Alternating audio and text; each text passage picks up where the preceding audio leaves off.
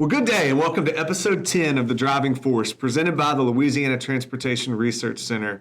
My name is Todd Blunt, and I'm joined today by my friend, colleague, and co-host, Garrett Wheat. Good afternoon. We are thrilled that you've chosen to ride along with us as we highlight the people and projects that are driving change in Louisiana transportation. For the past 38 years, LTRC has merged the resources of state government and Louisiana universities to identify, develop, and implement new technology to enhance our state's transportation system and beyond. We serve a broad range of constituencies across the state and the nation through a diverse array of different offerings. As we've discussed here before on the show, a major part of LTRC's responsibility is overseeing workforce development for DOTD's 4,000 plus employees around Louisiana. Many of those employees work in construction and materials, the raw stuff we use to build and repair Louisiana's roads, bridges, and more. And today we're delighted to welcome 3 members of LTRC's construction materials training team to share with us how they are equipping construction personnel across the state to do their jobs safely, efficiently, and effectively. We're going to step away for a moment before we dive into this discussion.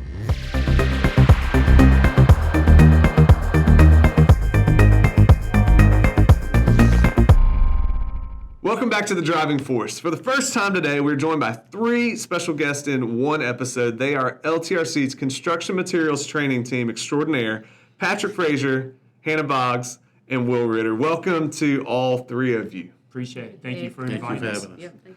Well, we're going to start by going around the room and making some introductions. Can each of you give us just a snapshot of your professional background, including how long you've been with LTRC and the journey you've taken to get to your current positions, as well as just a quick summary of what you do here? So I'm Patrick. I've been here for about 17 years now. I've started in the asphalt lab and worked to the soils lab.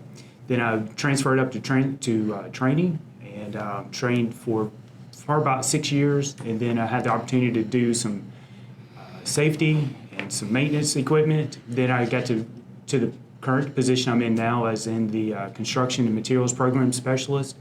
My background started way back in high school. I worked at an asphalt plant for about 6 or 7 years throughout college and high school. And then after I graduated from Louisiana Tech, I came down to Baton Rouge, had a couple of jobs. One of them working at a construction materials or a construction concrete products company, selling materials that go into the concrete. And then decided, hey, I wanted to get a state job. So here I am working for LTRC for the past 17 years, like I said. And it's been a joy to work here ever since. Awesome. So you're like an asphalt and concrete lifer. I am. My dad was an asphalt broker in Ruston, so I've been dealing with asphalt for about 48 years now. So wow, that's crazy. It's pretty cool to know the industry. Hannah, how about you? Yeah, I've been in the construction industry for about 25 years. I started right out of high school with a construction company in Ruston, Louisiana called T.L. James. I began as a helper on the roadway project, and with the support of the company, I got on with the survey crew. And also I started college, so they were helping me pay for college. Then Hurricane Katrina hit in 2005. I transferred from the Ruston area here to the Baton Rouge area, where I joined. You came down instead of going up. Exactly. Yeah. Where I joined another survey crew. After a couple years, I became crew chief and eventually worked my way up to a survey manager, overseeing projects all the way from Slidell, Louisiana to Broussard, Louisiana. Wow. At the same time, I had children. I had 2 daughters, so I was seeking a better work-life balance and something closer to the house. So then I applied for the role here at LTRC, where I was hired on as an engineer tech 4 in the asphalt lab. So I worked there and completed training and performance evaluations and got promoted to a tech 5 position, and I held that for a couple years until the opportunity in training opened up. Then I applied for the asphalt concrete training program manager position, which that's my current role now, and I've been here at LTRC for a little bit over 6 years now. Awesome. Will. How y'all doing? I'm William Ritter. My professional background is mainly construction inspection, QCQA, a lot of material testing all throughout Louisiana. Been in the field since about 2012. A wide variety of projects all across Louisiana. New construction, rehabilitation, roadways and bridges and plants. Around February of 2020, I took a job with DOTD, more looking for some work-life balance, like Hannah mentioned. With the kids, I have 3 kids, a boy and 2 girls and a wife at the house, so was looking just for a little more balance and to get off the road, and stop jumping from job to job so much and get something a little more frequent. And started in 2020, right when COVID started, with DOTD as a Tech 4 in a construction gang in District 02, Unit 242. Did that for about a year and took a promotional position at the District 2 lab as the Asphalt Plant Tech 5. Did that for a few years and was really looking to just move up the ranks and stay with the state, and ended up taking a position at LTRC to be the PCC Special Topics Program Manager. And here I am, and I'm glad I did it. It's been a good ride so far, and I'm looking forward to, what the future has to bring with the state. Yeah, we're glad to have you, man. Y'all mentioned kind of your current role, but can y'all give us a little snapshot of what that entails?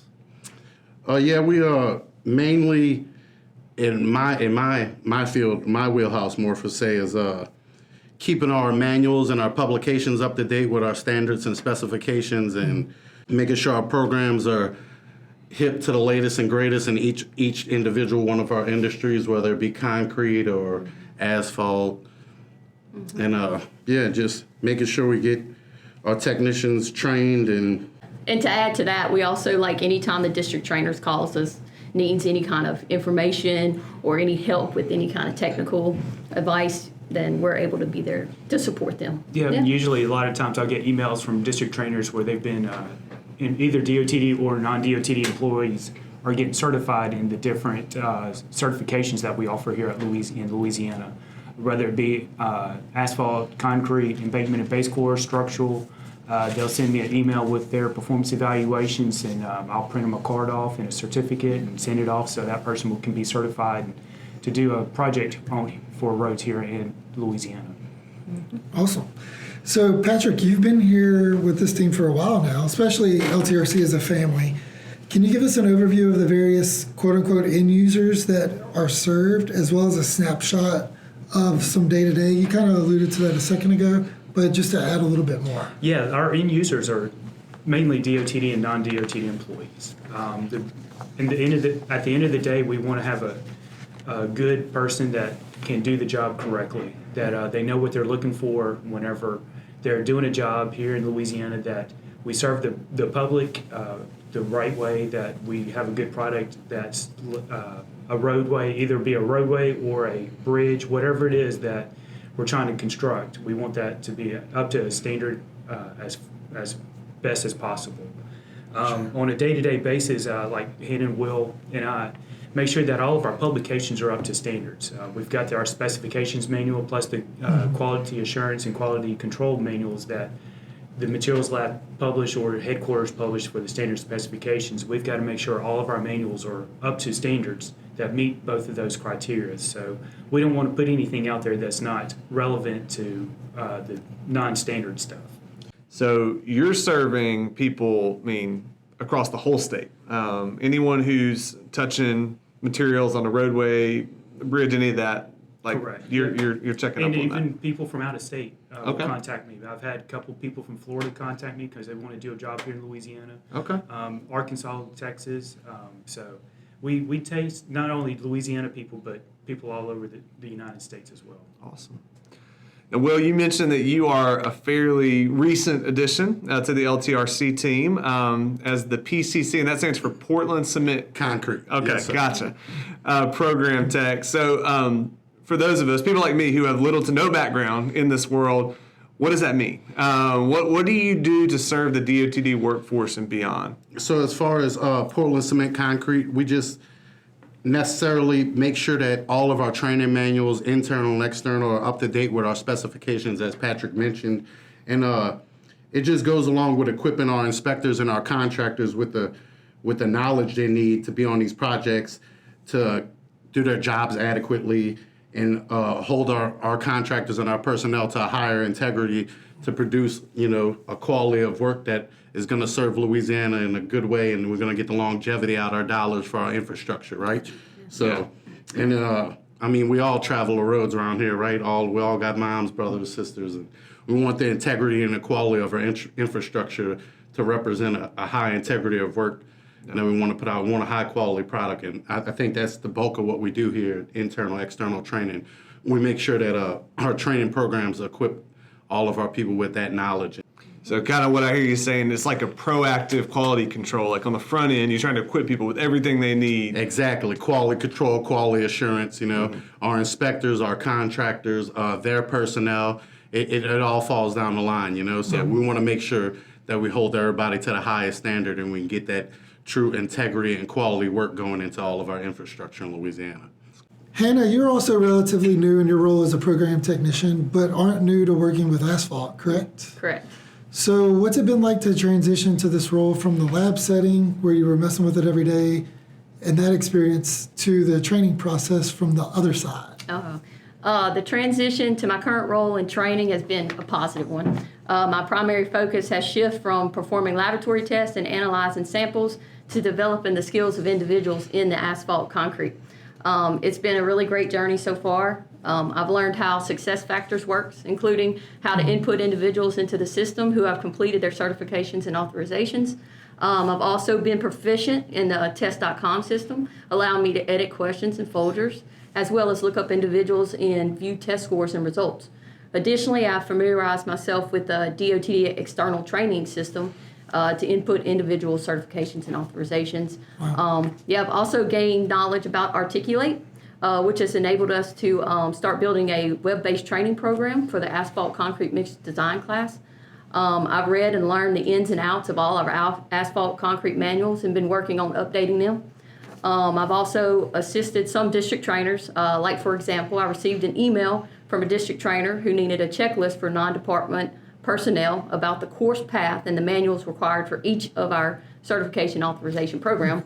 So the district trainer and I collaborated to create exactly what was needed, and I felt that doing that we were able to provide him with support that he required. So I think overall the position has been very rewarding for me to help people grow and learn. Additionally, working with a fantastic team of kind and open-minded individuals had made the journey even more positive experience. So you weren't the only one that mentioned the district trainers. So can you tell people that might be listening that don't know what those roles are, how you guys work together? Like any given day, they may call and need our support for updating a manual. Oh, we had one guy that called and was needing us to adjust a couple questions on test.com. So we got on test.com and we adjusted those questions for him just pretty quickly. Sure. And we depend upon the district trainers as well. I mean, they may have an idea, Yeah. so we Yeah. want them to have buy-in to the product that we're putting out as well. That it's just not coming down from LTRC here or from the construction program area, but we want the district trainers to have their input. Hey, this is going to work well, but no, it's not going to, or this won't work well with the, because they deal with the DOT employee face-to-face and the contractors as well face-to-face. So we don't see that. They're really close to the action. They're really close to that action more than we are. So they know their employees better than we do. So we depend upon them for a lot of input in what goes into certifications or into the manuals and things like that. Yeah, Those definitely. the same as well as our authorizations and our field tests and our performance evaluations. Our trainers, I mean, we update a lot of them publications and our performance evaluations, but our trainers are the ones that are in the field and training our employees up and getting them up to speed in whatever they need in whatever industry they're working in. So They help Definitely. you guys figure out what's in the book matches what happens in real life. right, definitely a Yeah. collaborative effort for sure. Yeah. Well, Patrick, what do you and your team have on the horizon as you look ahead to the next 6 to 12 months? Any major projects, any major initiatives that you're gearing up to tackle? Well, there's some manuals that haven't been updated since the 1980s. Oh, wow. So I've had to go into and kind of reformat them thanks to the publications department here at LTRC.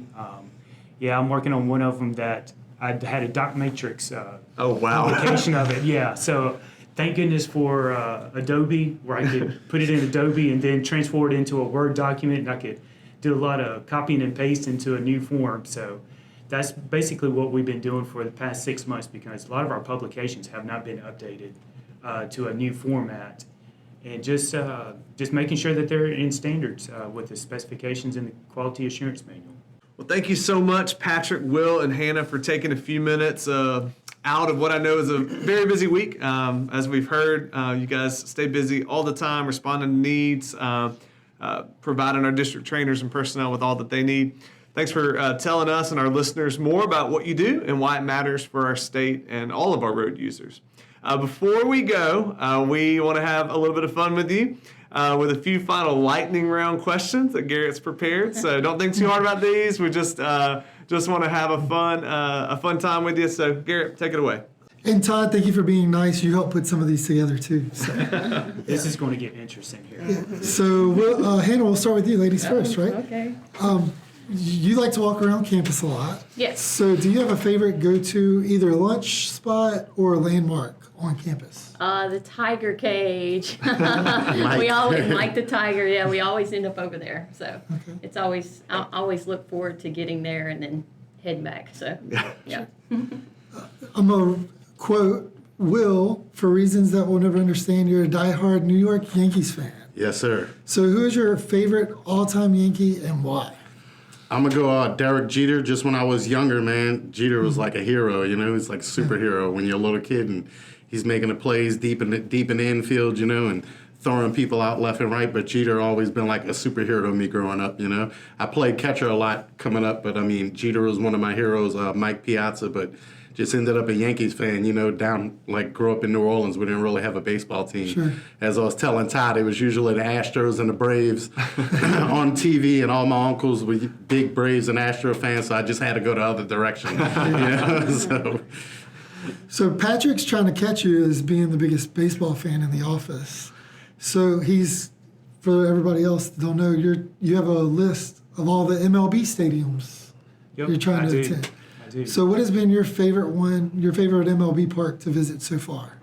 Man, that's a hard question right there because they're all different. But I'd have to say Global Life Field in Dallas is probably one of my favorites right now. It was very neat to see. One of my favorite parts was be able to walk with my kids around the whole stadium and just be able to go, not behind the scenes, but see some of the stuff that's behind the scenes and what goes into going to a baseball game.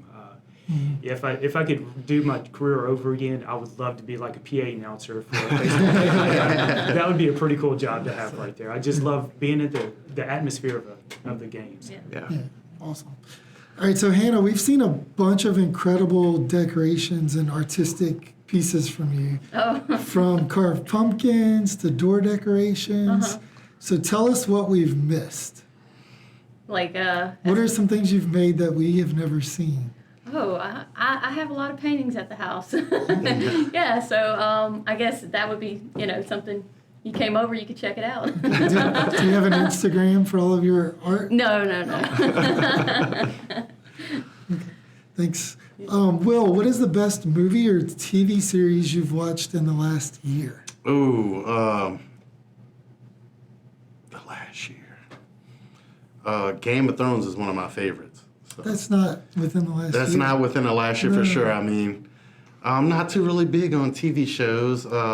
See, I'm old school, man. I'm The Sopranos, Game of Thrones, like stuff like that, like old school new movies. Things on HBO Max. Yeah, me and the wife like the Fast series. I know they just came out with a new one a while back with Vin Diesel and Jason Momoa and all them. That's one of our favorite ones. Yeah, but not too many TV shows or movies nowadays, I don't got as much time for Netflix as I used to. So. That's fair. Have 3 kids. Yeah. Pretty busy at the parks and the schools, most of the time. So. All right, so to kind of end it off, Patrick, you've developed somewhat of a reputation around here for your comedy. Oh, boy. And we'll use that term loosely. Oh, boy. So that being the case, could you leave us with your best dad joke? My best dad joke. Wow. Or your favorite dad joke? One of my favorite dad jokes. Let's think about this. Why do cows wear bells around their necks? Because their horns don't work. Patrick is always good for a stroll down the hall and just stick your head in, throw a little dad joke grenade, and then off he goes. But it's one of my favorite parts of the day, getting to enjoy your comedy. Do your kids like your jokes? Some they do, some they don't. Some of the jokes I tell around here, some of my kids will tell me. I was about to say, Peyton's told him a bunch of Yeah, you getting some of your material from them. Yes. Peyton's also devout Yankee fan as well. Oh, man, making Will proud. Yeah. Will Ritter. Well, it has been a pleasure having each of you here with us today. Thanks again for joining us and for all you do to advance the mission of LTRC by serving our workforce. We're going to take a quick break, and we'll be back shortly to wrap things up.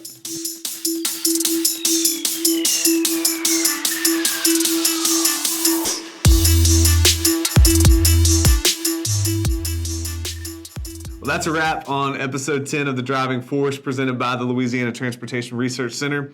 You can learn more about what's happening at LTRC on a daily basis by visiting us online at ltrc.lsu.edu or on social media through Facebook, X, LinkedIn, and YouTube. We encourage you to like, follow, and subscribe to our channels on each of these platforms. Well, until next time, we are your hosts, Garrett Wheat and Todd Blunt, and we thank you so much again for joining us today. Drive safely out there.